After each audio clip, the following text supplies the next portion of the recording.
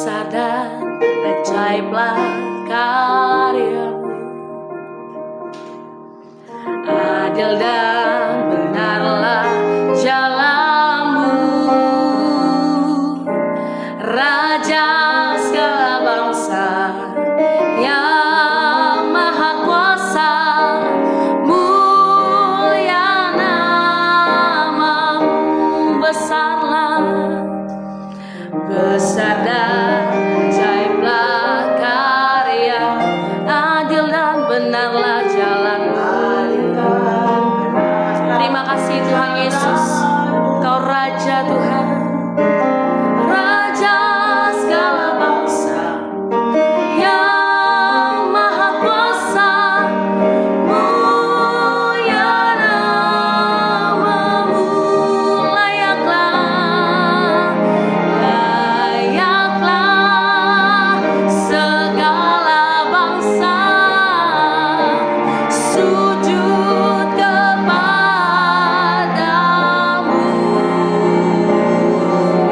sebab Kau Allah yang kudus, layak disembah. Sungguh besar Engkau Tuhan, besar dan ajaiblah karya-Mu, adil dan benarlah jalan-Mu. Kau Raja di atas segala bangsa Tuhan, Raja segala bangsa yang maha kuasa. Mulia nama-Mu, layaklah segala bangsa sujud kepadamu,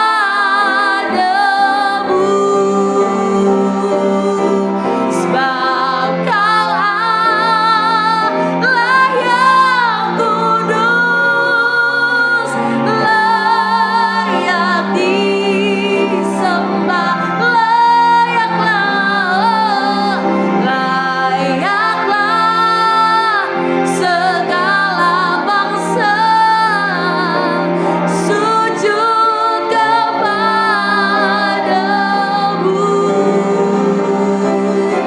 sebab Kau Allah yang kudus, layak disembah. Sebab Kau Allah yang kudus, layak disembah. Sebab Kau Allah yang kudus, yang layak kami sembah Tuhan. Hari ini kami mau terus diajar Tuhan melalui renungan. Ajar kami memahami dan mengerti, dan kami boleh melakukannya dalam kehidupan kami sehari-hari ya Tuhan. Terima kasih Tuhan Yesus. Kami berdoa dan mengucap syukur. Haleluya. Amin. Shalom Bapak Ibu dan Saudara-saudari, kita berjumpa kembali di dalam perenungan intim dengan Allah, yang pada kesempatan ini akan membahas sebuah tema Guru Agung kita. Firman Tuhan yang akan kita pelajari bersama terdapat pada kitab Mazmur 119, ayatnya yang pertama sampai dengan ayatnya yang ke-8, dengan ayat emas pada Mazmur 119, ayatnya yang ke-33. Berikut adalah firman Tuhan di dalam Mazmur 119, ayatnya yang pertama sampai dengan ayatnya yang ke-8. Bahagianya orang yang hidup menurut Taurat Tuhan. Berbahagialah orang-orang yang hidupnya tidak bercela, yang hidup menurut Taurat Tuhan. Berbahagialah orang-orang yang memegang peringatan-peringatannya, yang mencari Dia dengan segenap hati, yang juga tidak melakukan kejahatan, tetapi yang hidup menurut jalan-jalan yang ditunjukkannya. Engkau sendiri telah menyampaikan titah-titah-Mu supaya dipegang dengan sungguh-sungguh. Sekiranya hidupku tentu untuk berpegang pada ketetapan-Mu. Maka aku tidak akan mendapat malu apabila aku mengamat-amati segala perintah-Mu. Aku akan bersyukur kepadamu dengan hati jujur apabila aku belajar hukum-hukum-Mu yang adil. Aku akan berpegang pada ketetapan-ketetapan-Mu, janganlah tinggalkan aku sama sekali. Berikut adalah firman Tuhan di dalam Mazmur 119 ayatnya yang ke-33. Perlihatkanlah kepadaku ya Tuhan, petunjuk ketetapan-ketetapan-Mu. Aku hendak memegangnya sampai saat terakhir. Demikianlah pembacaan firman Tuhan. Berbahagialah kita yang mendengarnya dan tekun melaksanakannya. Bapak, Ibu, dan saudara-saudari, ada satu hal yang sering kita lupa ketika membuka Alkitab. Kita bukan sekedar membaca teks kuno, melainkan sedang berjumpa dengan pribadi yang hidup. Ketika ayat-ayat dibaca perlahan, sebenarnya sedang terjadi sesuatu yang lebih dalam. Allah sedang mengajar. Mazmur 119 ayat 33 menuliskan, perlihatkanlah kepadaku ya Tuhan, petunjuk ketetapan-ketetapan-Mu, aku hendak memegangnya sampai saat terakhir. Seorang teolog bernama Charles Spurgeon pernah menyampaikan demikian. Dia yang menjadikanmu anaknya akan mendidikmu sampai kamu mengenal Yesus sebagai jalan, kebenaran, dan hidup. Kalimat ini seperti mengingatkan kita bahwa Allah tidak hanya mengadopsi kita, lalu membiarkan kita bertumbuh sendiri. Dia adalah Bapa sekaligus guru, dan pengajarannya punya arah yang jelas, yaitu membawa kita mengenal Kristus, bukan hanya tahu tentangnya. Jadi ketika kita membaca atau mendengar firman Tuhan, kita sebenarnya sedang berdialog dengannya. Pertanyaannya bukan hanya apa arti ayat ini, tetapi juga Tuhan, apa yang sedang Engkau bentuk dalam hatiku melalui ayat ini. Bapak, Ibu, dan saudara-saudari, Mazmur 119 ayat yang pertama sampai dengan 8 diawali dengan dua kata berbahagialah. Berbahagia di sini bukan bahagia versi dunia yang bergantung pada kondisi eksternal yang terkadang mendukung dan terkadang menantang, melainkan keadaan diberkati karena hidup berada di jalur yang benar. Pemazmur menyebut orang yang tidak bercela, yang hidup menurut Taurat Tuhan, yang memegang peringatan-peringatannya, dan yang mencari Dia dengan segenap hati. Perhatikan penekanannya, taat dan mencari Dia. Firman adalah persekutuan antara Allah dengan kita sebagai umat-Nya. Kita harus memegang perintah, tetapi kita tetap perlu sekali mengenal pribadi Allah. Ketaatan tanpa pengenalan pribadi akan Allah biasanya akan menjadi sebuah hubungan yang dingin, hanya formalitas. Sebaliknya, pengenalan tanpa ketaatan akan firman adalah pengenalan yang liar dan berubah menjadi mistik. Mazmur ini menyentuh keduanya, mencari Allah melalui jalan-jalan. Pemazmur kemudian melanjutkan, sekiranya hidupku tentu untuk berpegang pada ketetapan-Mu, ayat 5. Ini adalah ungkapan orang yang sadar betapa mudahnya hati manusia goyah.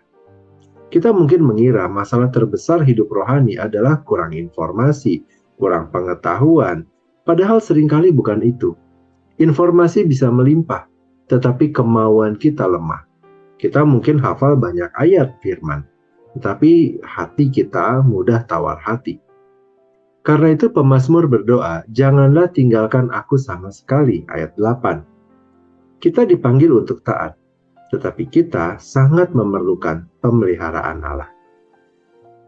Bapak, Ibu, dan saudara-saudari, disinilah ayat 33 menjadi perenungan kita. Pemazmur tidak berkata, aku akan berusaha sekuat tenaga. Dia berkata, perlihatkanlah kepadaku ya Tuhan. Ia meminta Tuhan sendiri menjadi pengajar. Dan ini selaras dengan cara Alkitab menggambarkan pekerjaan Allah. Firman-Nya bukan hanya memberi perintah, tetapi Roh-Nya juga menerangi dan membentuk batin. Bapak, Ibu, dan saudara-saudari, dalam Perjanjian Baru kita melihat pola yang sama. Di dalam 2 Timotius 3 ayat 16 dikatakan, segala tulisan yang diilhamkan Allah memang bermanfaat untuk mengajar. Artinya, ketika firman mengajar, Allah sendiri sedang bekerja. Kita tidak sedang berhadapan dengan kata-kata yang mati, tetapi hidup kita sedang disentuh oleh kehendak Allah yang hidup.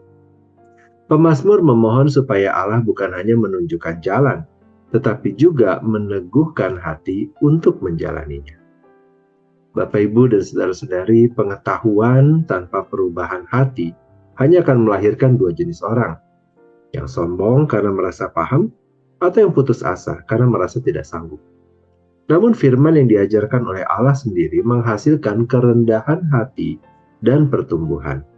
Kerendahan hati karena tahu kita ditolong, pertumbuhan karena benar-benar dibimbing.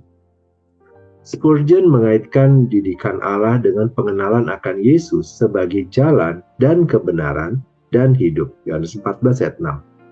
Karena tujuan akhir pengajaran Tuhan bukanlah menjadikan kita ahli teori rohani, melainkan menjadikan kita murid Kristus. Pada akhirnya, semua ketetapan dan perintah Allah menuntun kita kepada Sang Firman yang hidup.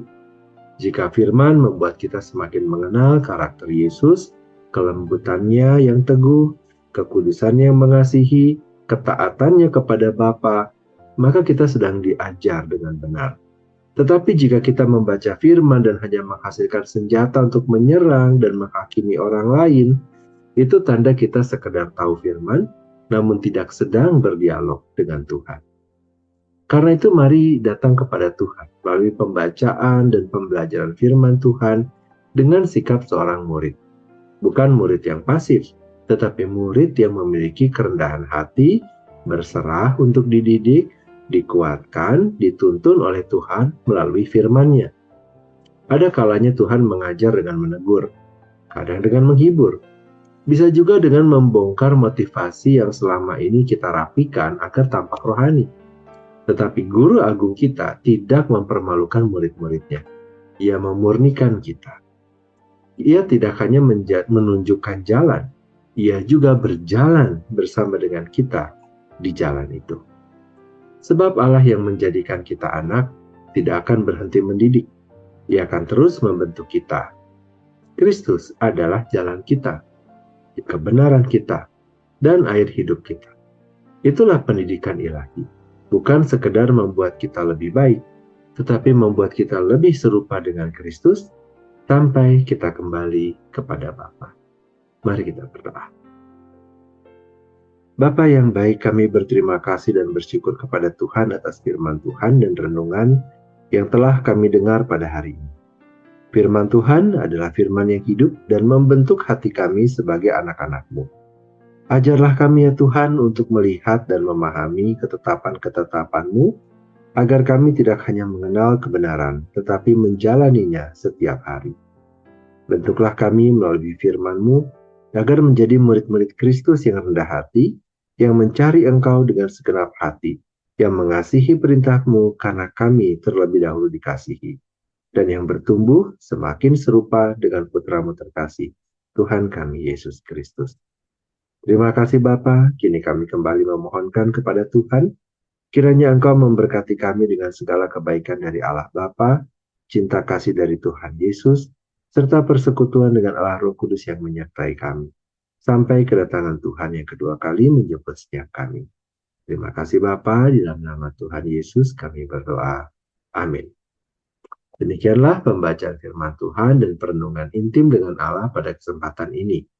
Sampai bertemu kembali di dalam perenungan intim dengan Allah berikutnya. Tuhan Yesus memberkati.